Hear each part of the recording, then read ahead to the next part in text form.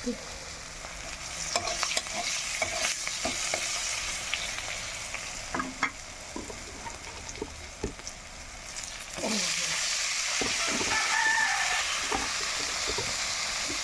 পুরোটাই মাছের তেলে ভাজছি। অল্প তেল দিয়েছি, অল্প মাছ ভাজা তেল ছিল, সেটাতেই দিয়ে দিলাম। হালকা ফ্লেমে দিয়ে এটাকে বেশ নরম করে নিয়েছি। বেশ নরম হয়ে গেছে। দেখো টমেটোগুলোও সিদ্ধ হয়ে গেছে।